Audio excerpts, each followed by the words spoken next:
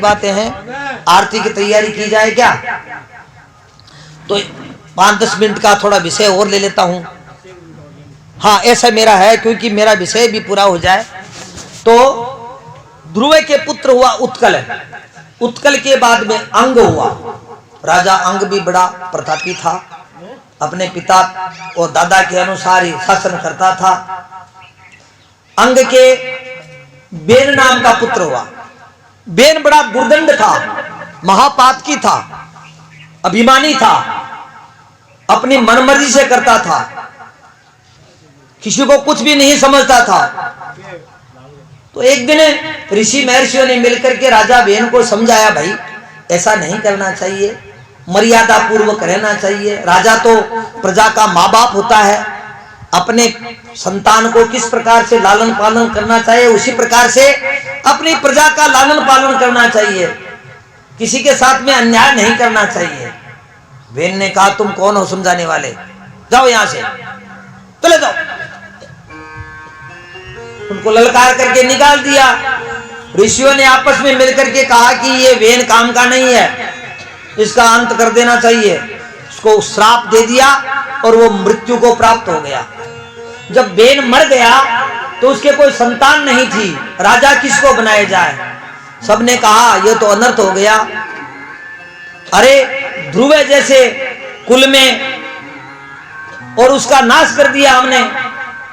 तब उन्होंने उस बेन के शरीर को मथा और उसके शरीर के नीचे के शरीर हिस्से को खूब जोर से मथ करके एक पुरुष को प्रकट किया। वह बोला, मैं क्या करूं? तब ऋषियों ने कहा, निशीत तुम बैठ जाओ। तो वो निषाद राज हो गया, वो निषाद बन गया। ये जाति अलग से हो गई निषाद की। फिर उसके शरीर को, ऊपर के शरीर को मथा, तब एक पुरुष प्रकट हुआ। वो भगवान का अवतार हुआ। पृथु अवतार भगवान की जय। तो ऋषियों ने उसकी स्तुति करनी शुरू कर दी। उसके अंग प्रत्यंग हैं, उनके जो शरीर के चिन्ह हैं, उनको देख करके सब भगवान का अंश जान करके उनकी स्तुति करनी शुरू कर दी। तब पृथु महाराज ने कहा, तुमने मेरे को अभी देखा ही नहीं है, जाना ही नहीं है, मेरे कोई कर्म ही नहीं हुई है, अभी पहले ही तुम मेरी स्तुति कर रहे हो। तब ऋषियों ने कहा कि आपके जो अंगों के जो चिन्ह हैं, इससे मालूम होता है कि आप परमात्मा के अंश हैं। फिर महाराजा पृथु ने पृथ्वी का शासन किया। ऋषि लोग मिलकर के एक दिन पृथ्वी के पास आए। इधर बेन के प्रकोप से पृथ्वी बीज को निकल गई, अन्न आदि सब खत्म हो गया। जितनी भी औषधियां हैं उनके बीज को खा गई पृथ्वी माता। तब उन्होंने जाकर के कहा कि महाराज ये पृथ्वी है, इस पर कोई कुछ भी उगता नहीं है, जितने भी बीज हैं उनको सबको पृथ्वी खा गई है, निगल गई है। तब पृथ्वी ने पृथ्वी पर कोप किया, ललकारा। तो पृथ्वी भय के वशीभूत होकर के गाय का रूप बना करके दौड़ती है। पृथ्वी की कहीं भी उसको शरणागति नहीं मिलती। तब पृथु महाराज के सामने आकर कहती है, महाराज मेरा अपराध क्षमा करो, लेकिन यहाँ पाप बढ़ गया था। बेन के अनुयायी पापात्मा पल रहे थे, उनका विनाश करने के लिए और मेरे भार को हल्का करने के लिए मैंने उनके आहार विहार की वस्तु नहीं रहे, इसलिए मैं बीज को निगल गई। अब और तो कोई उपाय नहीं है, और दूध रूप में उन बीजों को प्राप्त किया जा सकता है, आप मेरा दोहन करो। तब महाराजा पृथु ने इंद्र को बछड़ा बनाया और सोने के पात्र में अमृत को दुया। प्रहलाद को बछड़ा बनाया, लोहे के पात्र में मदिरा को दुई। वैसे ही जो सिद्ध हैं, विद्याधर हैं, गंधर्वगण हैं, उन्होंने गान विद्या को, विश्वावसु नाम के गंधर्व को बछड़ा बना करके गान विद्या को प्राप्त किया। ऐसे ही जो वनस्पति है, वो पीपल के वृक्ष को बछड़ा बना करके आप अपने कलेवर में औषधियों के रूप में दूध को दुआ गया। जंगली जानवर हैं, उन्होंने सिंह को बछड़ा बना करके और शरीर के कलेवर रूपी पात्र में मांस रूप में दूध को दुआ। जिस जिस चीज की आहार की व्यवस्था थी उसमें उनके परिवार परिजन, उनके अनुयायियों में जो श्रेष्ठ है उनको अग्रणी को बछड़ा बना करके दूध रूप में दुआ गया। उसके बाद में पृथ्वी को समतल की गई, उबड़ खाबड़ थी, उसको जोतने की व्यवस्था की गई और फिर वनस्पतियों को, औषधियों को, अन्न आदि को पैदा किया गया और प्राणी लोग आपस में आनंद पूर्वक जीवन को धारण करें, इसकी व्यवस्था की गई। धन धान्य से सब संपन्न हुए। तब महाराजा पृथु ने यज्ञ किया, 108 यज्ञ करने की तैयारी कर ली। अब उनके यज्ञ में इंद्र ने सोचा कि 108 यज्ञ पूरे अगर हो जाएंगे तो ये तो इंद्रासन के मालिक हो जाएंगे, तब मैं क्या करूंगा? इनके यज्ञ का विध्वंस करना चाहिए, बाधा पहुंचानी चाहिए। तो इंद्र नाना प्रकार का रूप बना लेता है, पाखंडी बन जाता है, घोड़ों को चुराता है और कहीं बाबा जी बन करके बैठ जाता है। ये जो पाखंड धर्म है, मिथ्याचार है, एक से दूसरे का चालू नहीं किया हुआ है। माने हम कहते तो ये हैं कि इंद्र भगवान, लेकिन इस सृष्टि में, पुराणों में, शास्त्रों में जितनी निंदा इंद्र की जाए उतनी ही कम है। जितने पाप कर्म करने चाहिए उनके साधनों को इंद्र ने अपनाया है। बेविचार कर्म इंद्र ने शुरू किया। बेचारी अहिल्या है, गौतम की पत्नी, उसके साथ में बेविचार कर्म करने के लिए इंद्र ने ही ये पाप कर्म किया। उसके सहस्र भग हो गए। इंद्र बार बार निंदा ही प्राप्त करता है। जरूर वो त्रिलोकी का मालिक है, लेकिन वो एक ही इंद्र है। सब इंद्रों ने ऐसा नहीं किया है। इंद्र एक ही नहीं होता। एक मनमंत्र काल में,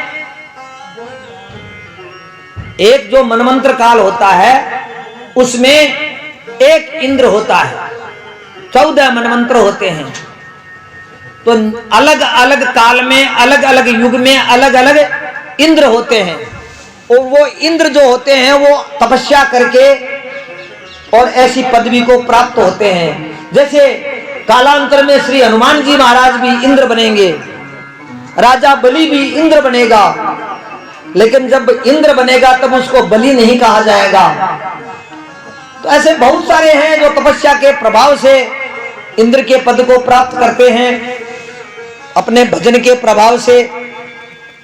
ऐसे भी लोगों के रीठ की तरह होड़ लगी रहती है।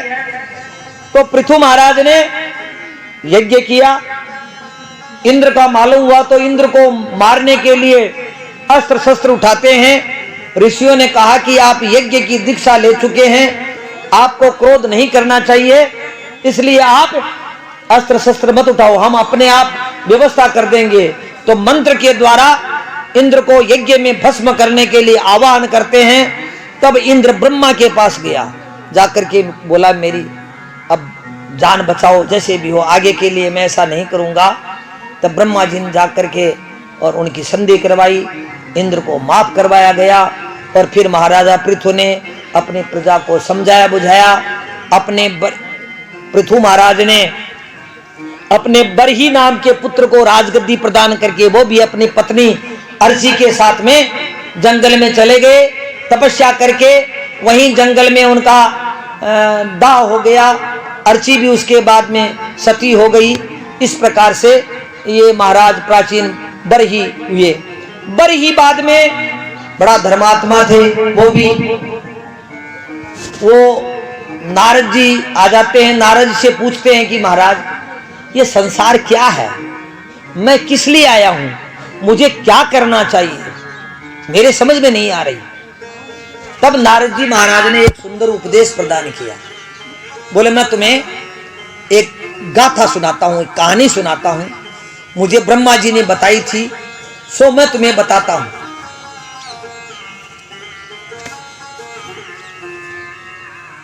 एक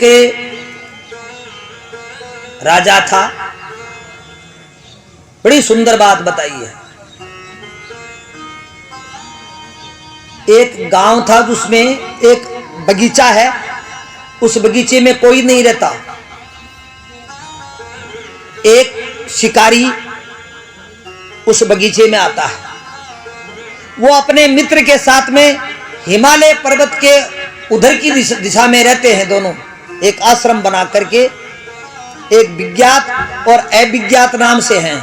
उसके मित्र का नाम अविज्ञात है, उसका स्वयं का नाम विज्ञात है। वो विज्ञात नाम से जो है उसकी आदत है शिकार करने की, जंगल में शिकार करने के लिए जाता है।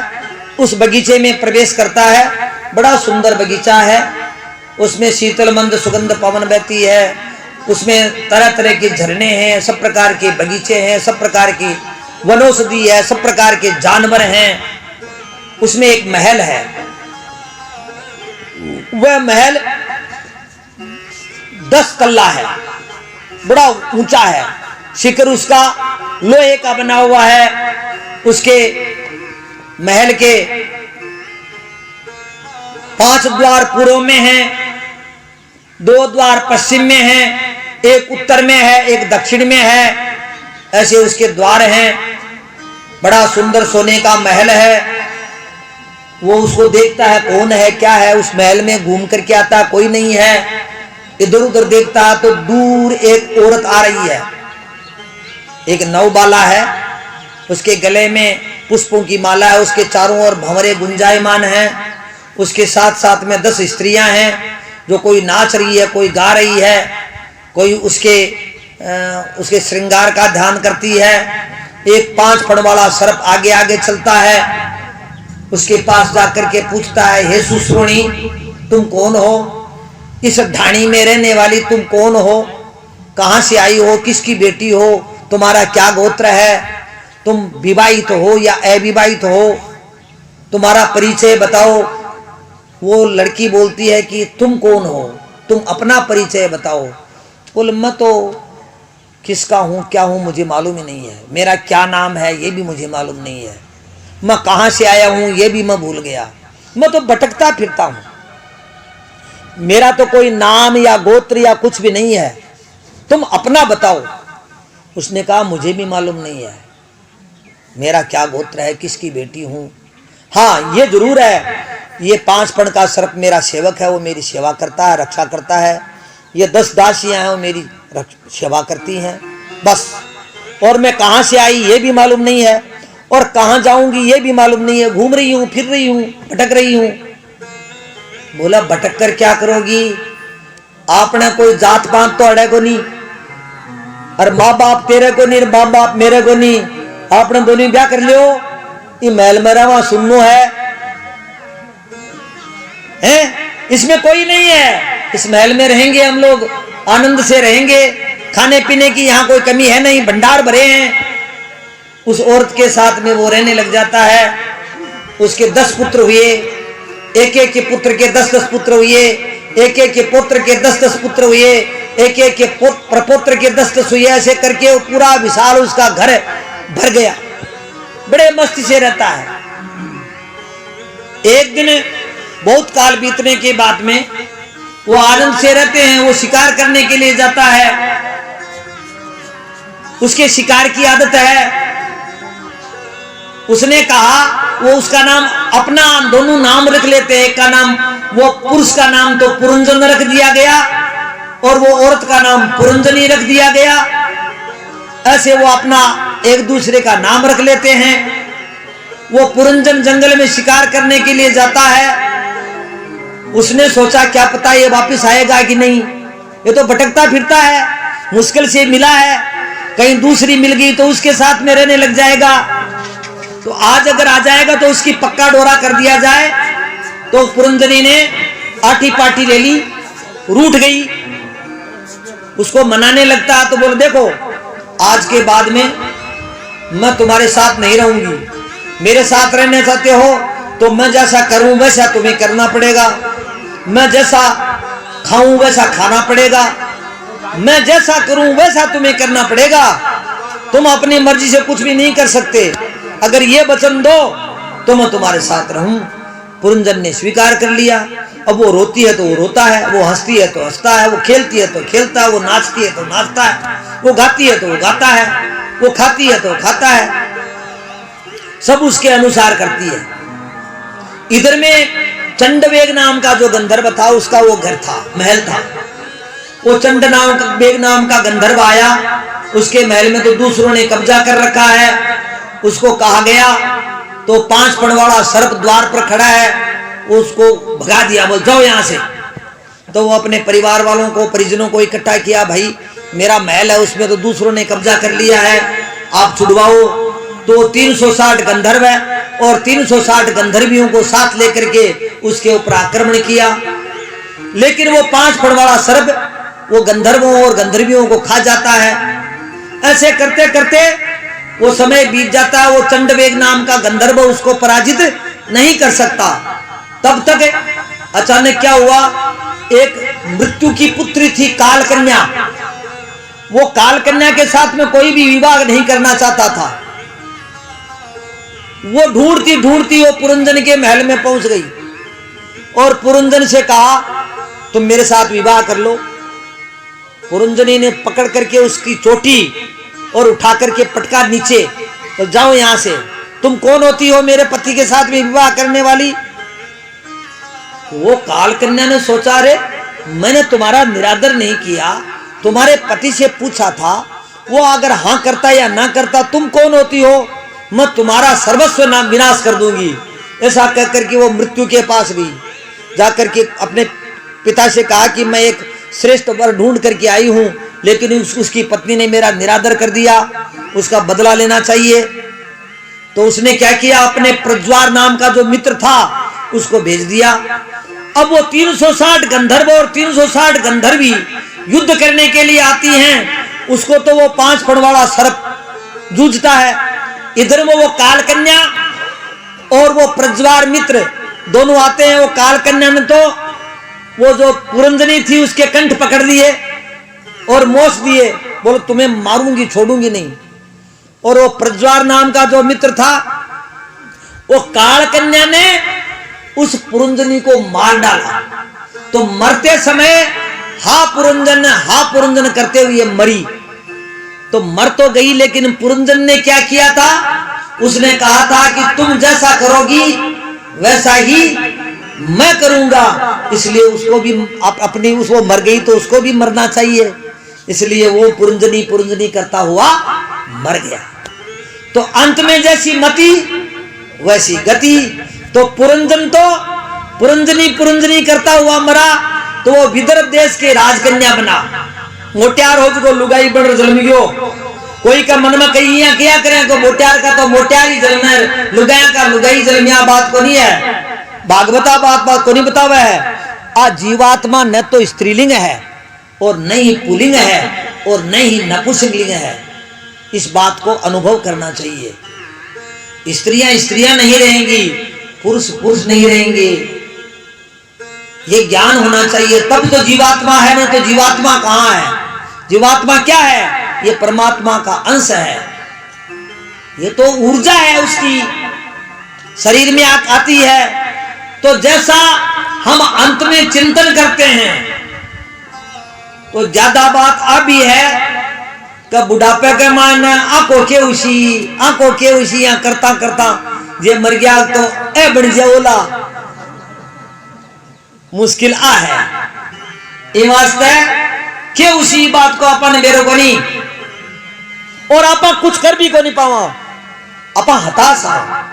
इस काल के सामने सब पराजित हैं, इसलिए परमात्मा का चिंतन करना चाहिए और परमात्मा में रहना चाहिए। वो पुरंजनी विदर्भ देश की राजकन्या हुई और वो पुरंजन है वो काशी राज का राजकुमार बना, दोनों की शादी हो गई। अब क्या होता है, वो शिकार करने के लिए जाता था ना, अब क्या करना चाहिए, एक दूसरे के रूप में आ गए, इसलिए वो पुरंजनी है वो शिकार करने के लिए जाती है। पुरंजनी जो काशी राज का राजकुमार बनी है वो शिकार करने के लिए जाता है, और उसके साथ में वो पुरंजन जो अभी विदर्भ देश की राजकन्या बन गया, वो पतिव्रता स्त्री बनती है अपने आप में और उसके साथ में जाती है। वहां वो क्या कर रहा था, एक बाण से किसी पक्षी को मार रहा था। वो पक्षी को मारते समय वो बाण छोड़ रहा था, उसी समय पीछे से किसी सर्प ने उसको डस लिया और वहां वो मृत्यु को प्राप्त हो गया। अब क्या किया जाए, बड़ा विलाप करती है। वो विदर्भ देश की राजकन्या जो पहले पुरंजन था, वो काष्ठ का निर्माण करता है और काष्ठ पर अपने पति को लेकर के बैठती है। मतलब वो पहले पुरंजन था, इसलिए वो अभी विदर्भ देश की राजकन्या बना हुआ है। वो बैठ करके अग्नि का आह्वान करता है। तब वो उसका मित्र अविज्ञात मित्र उसको ढूंढता हुआ उसके पास आता है और आकर के कहता है, मित्र तुम ये क्या कर रहे हो, तुम विदर्भ देश की राजकन्या नहीं हो, तुम तो मेरे मित्र हो, तुम मुझे छोड़ करके कहां कहां भटक रहे हो, अरे उठो, ये सब व्यर्थ है, मिथ्या है। और तब तक क्या देखता है, जब उसको ये बताया जाता है तब उसको ज्ञान हो जाता है। जब उसको ज्ञान हो जाता है तब वो न तो काष्ठ है और न ही वो राजकन्या है और न ही वो मृत शरीर है, वो अपने आप के कलेवर में अपने आप को अनुभव करता है। तो ऐसे ही ये जीवात्मा है, ये जीवात्मा जो हमारी है, यही विज्ञात नाम का मित्र है। अविज्ञात परमात्मा है, विज्ञात जीवात्मा है।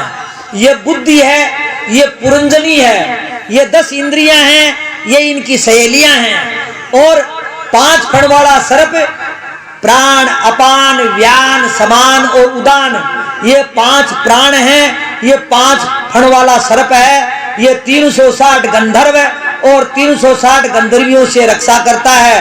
360 दिन और 360 रात्रियों से लड़ता है। तब ये काल कन्या आती है, आकर के इसके साथ में विवाह करना चाहती है। तब ये बुद्धि इसकी पत्नी बनी हुई है, इसको आकर के ये काल कन्या मारती है। ये जीवात्मा बुद्धि का संग्रह करने के कारण ये देह मैं हूं, ये घर मेरा है, ये पुत्र पुत्र नाती गोती मित्र मंडल ये सब मेरा है, इस भाव में जीवात्मा प्राप्त हो गया। जैसा मन में कल्पना करता है तब तो ये बुद्धि कुंठित होती है, मार दी जाती है। जब बुद्धि मरती है तो बुद्धि के साथ में स्वयं ही मरता है और अंतकाल में जैसी बुद्धि होती है वैसी वो गति को प्राप्त होता है। वृंदावन बिहारी लाल की जय, श्री कृष्ण भगवान की जय।